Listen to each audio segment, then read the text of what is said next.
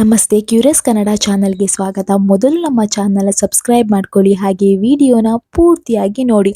ಇನ್ನು ಗಿರಿಜಂಗೆ ತುಂಬಾ ಕೋಪ ಬಂದಿರುತ್ತೆ. ಇನ್ವಿಟೇಷನ್ ಕಾರ್ಡನ್ನು ಅವಳ ಎದುರಿಗೆ ತರಕಾರಿ ಅವನಿಗೆ ಕೊಟ್ಟರು ಅಂತ ಹೇಳ್ಕೊಂಡು. ಇನ್ನು ಗಿರಿಜಾ ತುಂಬ ಸಿಟ್ಟು ಮಾಡ್ಕೊಂಡಿರ್ತಾಳೆ. ಅವಳು ಹೇಳ್ತಾ ಇರ್ತಾಳೆ ಮೀನನ ಹತ್ರ, ಅಲ್ಲ ನನಗೇನಾಗಬೇಕು, ನನಗೇನು ಬೇಜಾರಿಲ್ಲ, ನನ್ನನ್ನು ಮದುವೆ ಕರೀಲಿ ಅಂತ ಹೇಳಿ ನಾನೇನು ಕಾಯ್ತಾ ಇರಲಿಲ್ಲ, ನನಗೆ ಇನ್ವಿಟೇಷನ್ ಕಾರ್ಡ್ ಕೊಡಲಿ ಅಂತ ಹೇಳಿ ನಾನೇನು ಆಸೆ ಪಡ್ತಾ ಇರಲಿಲ್ಲ, ಏನು ಬೇಕಾದರೂ ಮಾಡ್ಕೊಳ್ಳಿ, ಮಲ್ಲಿಕಾರ್ಜುನಂತೆ ಯಾರಿಗೆ ಬೇಕಾದರೂ ಕಾರ್ಡ್ ಕೊಡಲಿ, ನಾನ್ಯಾಕೆ ಹೆದರಬೇಕು, ನಾನ್ಯಾಕೆ ಬೇಜಾರು ಮಾಡ್ಕೋಬೇಕು, ನನಗೇನು ಬೇಜಾರಿಲ್ಲ, ನಾನು ನನ್ನ ಮಗನ ಮದುವೆ ಮಾಡ್ತೇನೆ, ನನಗೇನಾದರೂ ಬೇಜಾರಿದೆಯಾ ಮೀನಾ ಹೇಳು, ನನಗೇನಾದರೂ ಕೋಪ ಇದೆಯಾ, ಇಲ್ಲ ತಾನೇ ಅಂತ ಹೇಳ್ತಾಳೆ. ಆಗ ಮೀನಾ ಹೇಳ್ತಾಳೆ, ಅತ್ತೆ ಅತ್ತೆ ಅತ್ತೆ ಅದು ಅದು ಅಂತ ಹೇಳ್ತಾಳೆ. ಆಗ ಗಿರಿಜಾ ಹೇಳ್ತಾಳೆ, ಎಂತ ಅದು ಅದು ಮೊದಲು ಹೇಳು, ನಾನೇನಾದರೂ ಕೋಪ ಮಾಡ್ಕೊಂಡಿದ್ದೇನೆ, ನೀನೇ ನೋಡು, ನನಗೆ ಕೋಪ ಇದೆಯಾ, ಕೋಪ ಇಲ್ಲ ತಾನೇ, ಕೋಪನಿಲ್ಲ ಏನೂ ಇಲ್ಲ, ನಾನೆಷ್ಟು ಪಾಪದಲ್ಲಿದ್ದೆ ಅಂತಾನೆ, ನನಗೆ ಕೋಪ ಮಾಡೋದಂತಾನೆ ಗೊತ್ತಿಲ್ಲ, ಗೊತ್ತಾಯ್ತಲ್ವಾ ಅಂತ ಹೇಳಿ ಅಲ್ಲಿಂದ ಹೋಗ್ತಾಳೆ. ಆಗ ಮೀನಾ ಅಂದ್ಕೊಳ್ತಾಳೆ, ಅಯ್ಯೋ ಕೋಪನಾ, ಅತ್ತೆಗೆ ಕೋಪನೇ ಇಲ್ವಾ, ನಾನು ಇಷ್ಟು ತನಕ ಅತ್ತೆಯನ್ನು ಶಾಂತಮೂರ್ತಿ ಅಂತ ಅಂದ್ಕೊಂಡಿದ್ದೆ, ಇವಾಗ ನೋಡಿದರೆ ರೌದ್ರಾವತಾರನೇ ಆಡ್ತಿದ್ದಾರಲ್ಲ ದೇವ್ರೆ, ಏನಪ್ಪ ಅತ್ತೆ ಈ ರೀತಿ ಮಾಡ್ತಿದ್ದಾರೆ ಹೇಳ್ಕೊಂಡು ಹೇಳ್ತಾ ಇರ್ತಾಳೆ. ಆವಾಗ ಅಲ್ಲಿಗೆ ರಕ್ಷಾ ಬರ್ತಾಳೆ. ರಕ್ಷಾ ಬಂದು ಹೇಳ್ತಾಳೆ, ಅಮ್ಮ ನನಗೆ ಈ ಡ್ರೆಸ್ ತುಂಬ ಟೈಟ್ ಆಗಿದೆ, ಸ್ವಲ್ಪ ಸ್ಟಿಚ್ ಬಿಡಿಸಿ ಕೊಡಮ್ಮ ಅಂತ ಹೇಳ್ತಾಳೆ.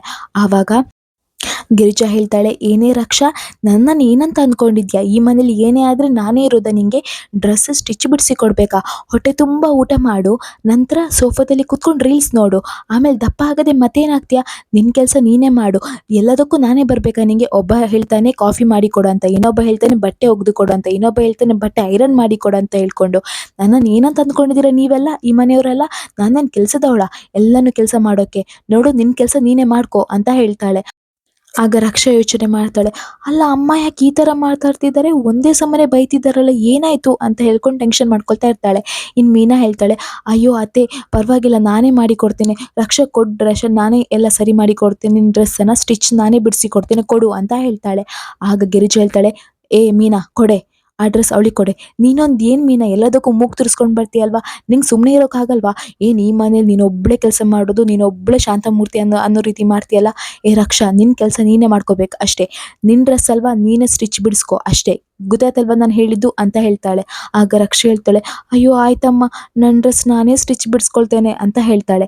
ಇನ್ನೊಳು ಒಳಗೆ ಹೋಗ್ತಾಳೆ. ಒಳಗೆ ಹೋದಾಗ ಅಲ್ಲಿ ನಂದ ಹೇಳ್ತಾನೆ, ಗಿರಿಜಾ ನನ್ನ ಬಿಳಿ ಶರ್ಟ್ ಎಲ್ಲೇ ಇಟ್ಟಿದ್ಯಾ, ಇಷ್ಟು ಹೊತ್ತಿಂದ ಹುಡುಕ್ತಿದ್ದೇನೆ ಸಿಗ್ತಾನೆ ಇಲ್ಲ, ಇವತ್ತು ಮಾಧವನಿಗೆ ಹುಡುಗಿ ನೋಡೋಕೆ ಹೋಗೋಕ್ಕೆ ಅದೇ ಡ್ರೆಸ್ ಹಾಕೊಂಡು ಹೋಗ್ಬೇಕು ಕಣೆ, ಎಲ್ಲೇ ಇಟ್ಟಿದ್ಯಾ ಎಲ್ಲೇ ಇಟ್ಟಿದ್ಯಾ ಅಂತ ಹೇಳ್ಕೊಂಡು ಕೂಗ್ತಾ ಇರ್ತಾನೆ. ಆವಾಗ ಅಲ್ಲಿ ಗಿರಿಜಾ ಬರ್ತಾಳೆ, ಏನ್ರಿ ನಿಮ್ಮದು ಬಿಳಿ ಡ್ರೆಸ್ಸಾ, ಬಿಳಿ ಡ್ರೆಸ್ ಎಲ್ಲಿರ್ಬೇಕು ಅಲ್ಲೇ ಇದೆ, ಅಲ್ಲ ನಿಮಗೆಲ್ಲ ಏನಾಗಿದೆ, ನಾನೇ ಇರೋದಾ, ಎಲ್ಲದಕ್ಕೂ ನನ್ನ ಹತ್ರನೇ ಹೇಳ್ತೀರಲ್ವಾ, ನಿಮಗೆ ಡ್ರೆಸ್ ಐರನ್ ಮಾಡಬೇಕು, ಡ್ರೆಸ್ ಒಗೆದು ಕೊಡಬೇಕೆಲ್ಲ ನಾನೇ ಮಾಡಬೇಕಾ, ನೋಡಿ ನಿಮ್ಮ ಬಿಳಿ ಡ್ರೆಸ್ ಇಲ್ಲೇ ಇದೆ, ಇಲ್ಲೇ ಇದ್ಕೊಂಡು ಎಲ್ಲ ಕಡೆ ಹುಡುಕ್ತಿದ್ದೀರಲ್ವಾ, ನಿಮ್ಮ ಡ್ರೆಸ್ ಯಾವುದಂತ ಹೇಳಿ ನಿಮ್ಗೆ ಗೊತ್ತಾಗಲ್ವಾ, ಇದೇನು ಬಿಳಿ ಕಲರ್ ಡ್ರೆಸ್ ಅಲ್ವಾ, ನೀಲಿ ಕಲರ್ ಡ್ರೆಸ್ಸಾ, ನೋಡಿ ಇದೇ ನಿಮ್ಮ ಡ್ರೆಸ್ಸು, ನೋಡಿ ಇನ್ಯಾವುದೇ ಕೆಲಸ ಇದ್ರೂ ನೀವೇ ಮಾಡ್ಬೇಕು, ನನ್ನ ಹತ್ರ ನೀವು ಏನೂ ಹೇಳ್ಬಾರ್ದು, ಅರ್ಥ ಆಯ್ತಾ ನಿಮಗೆ ಅಂತ ಹೇಳ್ತಾ ಇರ್ತಾಳೆ. ನಂದಂಗೂ ಒಂಥರ ಆಗುತ್ತೆ, ಅಲ್ಲ ಈ ಗಿರಿಜಾ ಯಾಕೆ ಈ ರೀತಿ ಮಾತಾಡ್ತಿದ್ದಾಳೆ, ಏನಾಯ್ತು ಇವಳಿಗೆ, ಒಂದೇ ಸಮನೆ ಬೈತಿದ್ದಾಳಲ್ಲ, ಯಾವತ್ತೂ ಈ ಥರ ಮಾತಾಡ್ದವಳಲ್ಲ, ಯಾಕೆ ಇವತ್ತು ಈ ರೀತಿ ಮಾತಾಡ್ತಿದ್ದಾಳೆ ಹೇಳ್ಕೊಂಡು ಯೋಚನೆ ಮಾಡ್ತಾ ಇರ್ತಾನೆ. ಇನ್ನು ಈ ಕಡೆ ಮಾಧವ ರೆಡಿ ಆಗಿರ್ತಾನೆ. ಆಗ ಅಲ್ಲಿ ವಲ್ಲಭ ಬರ್ತಾನೆ. ವಲ್ಲಭ ಬಂದು ಹೇಳ್ತಾನೆ, ಅಣ್ಣ ಏನಣ್ಣ ಈ ಡ್ರೆಸ್ ನೀನು ಹಾಕ್ಕೊಂಡ್ರೆ ಹುಡುಗಿ ಪಕ್ಕ ನೋ ಅಂತಾಳೆ, ನೀನು ಯಾವ ಕಾಲದಲ್ಲಿ ಇದ್ದೀಯಣ್ಣ, ಇವಾಗಿನ ಟ್ರೆಂಡಿಂಗ್ ಡ್ರೆಸ್ ನೀನು ಹಾಕ್ಕೊಳ್ಬೇಕು ಅಂತ ಹೇಳಿ ಅವನಿಗೆ T shirt jeans full trend ಆಗಿರೋ ಡ್ರೆಸ್ಸನ್ನು ಹಾಕಿಸಿ ಶೇಡ್ಸ್ ಎಲ್ಲ ಹಾಕಿ ಫುಲ್ ಸ್ಟೈಲ್ ಮಾಡಿ ಇರ್ತಾನೆ.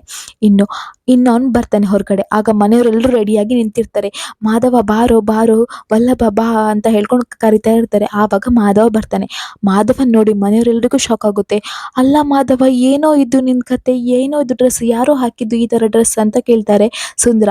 ಇನ್ನು ನಂದನು ಹೇಳ್ತಾರೆ, ಏನೋ ಮಾಧವ ಇದು ನಿನ್ನ ವೇಷ, ನೀನು ಯಾವತ್ತೂ ಈ ರೀತಿ ಡ್ರೆಸ್ ಹಾಕಲ್ಲ ಅಲ್ವಾ, ಈ ರೀತಿ ಕೋಡಂಗಿ ಥರ ಡ್ರೆಸ್ ಹಾಕಿದ್ದೀರಾ, ಯಾರೋ ನಿಂಗೆ ಈ ರೀತಿ ಡ್ರೆಸ್ ಹಾಕ್ಸಿದ್ದು ಅಂತ ಕೇಳ್ತಾನೆ.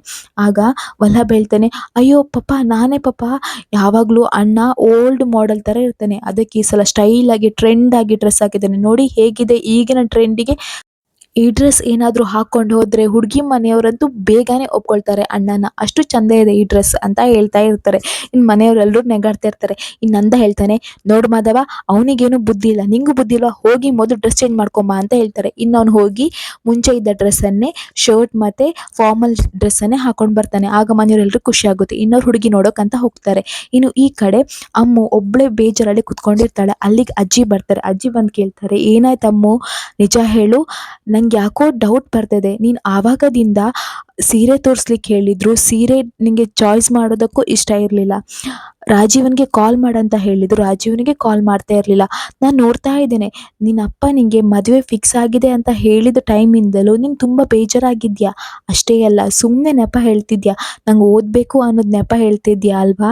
ನಿಜ ಹೇಳು, ನೀನು ಯಾವುದೋ ಒಂದು ಹುಡುಗನ ಪ್ರೀತಿಸ್ತಿದ್ಯಾ ಅಲ್ವಾ ಅಂತ ಹೇಳ್ತಾಳೆ. ಆಗ ಅಮ್ಮಗೆ ಶಾಕ್ ಆಗುತ್ತೆ.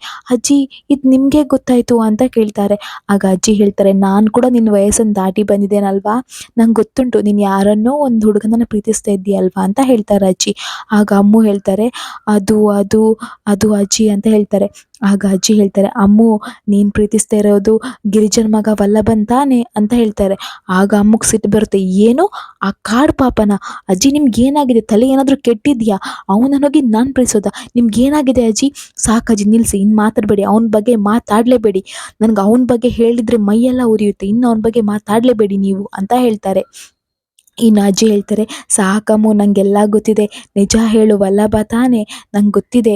ಅದಕ್ಕೆ ನೀನು ಬೇಕಂತ ಹೇಳಿ ಅವನ ಜೊತೆ ಜಗಳ ಮಾಡೋ ತಾನೆ ಅಂತ ಹೇಳ್ತಾರೆ. ಆಗ ಅಮೂಲ್ ಹೇಳ್ತಾರೆ, ಅಜ್ಜಿ, ದಯವಿಟ್ಟು ನೀವು ಇಲ್ಲಿಂದ ಹೋಗಿ, ಅವನ ಹೆಸರು ಹೇಳ್ಬಿಡಿ, ಮೊದಲು ಇಲ್ಲಿಂದ ಹೋಗಿ ಅಂತ ಹೇಳಿ ಅಜ್ಜಿನ ಕಳಿಸ್ತಾರೆ. ಇನ್ನು ಈ ಕಡೆ ಮಾಧವನ್ ಹುಡುಗಿ ಮನೆಗೆ ಬಂದಿರ್ತಾರೆ ಎಲ್ಲರೂ. ಇನ್ನು ಮನೆಯವರೆಲ್ಲರೂ ತುಂಬ ಖುಷಿ ಪಡ್ತಾರೆ ಇವರನ್ನು ನೋಡಿ. ಇನ್ನು ಮಾಧವನ ಹುಡುಗಿಗೂ ಮಾಧವ ತುಂಬ ಇಷ್ಟ ಆಗ್ತಾನೆ. ಮಾಧವನಿಗೂ ಆ ಹುಡುಗಿ ತುಂಬ ಇಷ್ಟ ಆಗ್ತಾರೆ. ಮನೆಯವರೆಲ್ರಿಗೂ ಇಷ್ಟ ಆಗ್ತಾರೆ.